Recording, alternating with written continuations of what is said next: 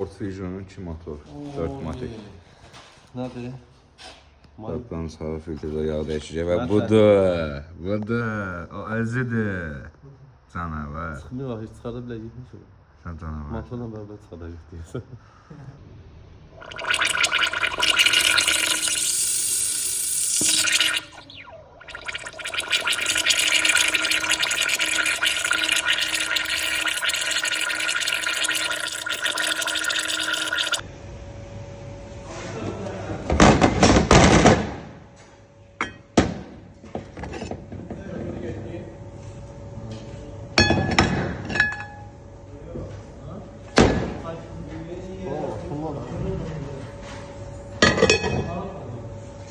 Böyle.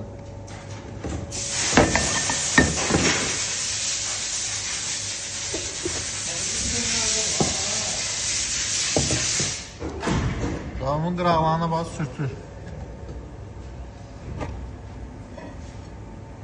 Görürsən?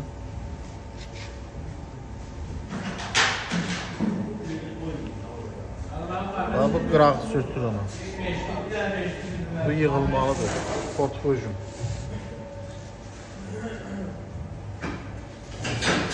Ford Fusion 2 motor, 4 matik.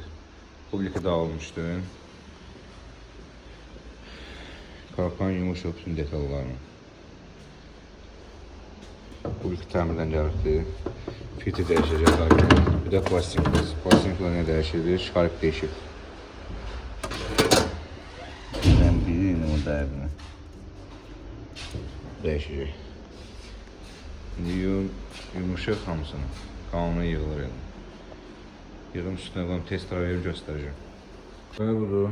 4 matrin karabkası artıq hazırdır.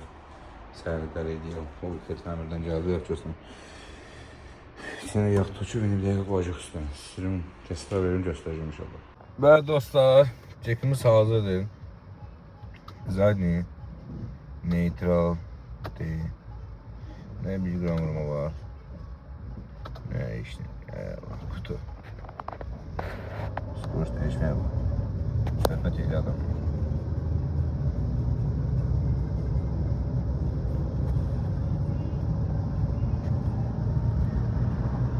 Allah çok xeyir versin. Xeyir işləri sürsün. Ata baladan uzaq. Və bu Fordlarda bir xəstəlik var. 2 dənə neçə vurma, 1-5 motor orada, 2 motor orada. Belə problemlə qarşılaşanları onu həll edirik. Bizlikdir. Allah çox xeyir versin.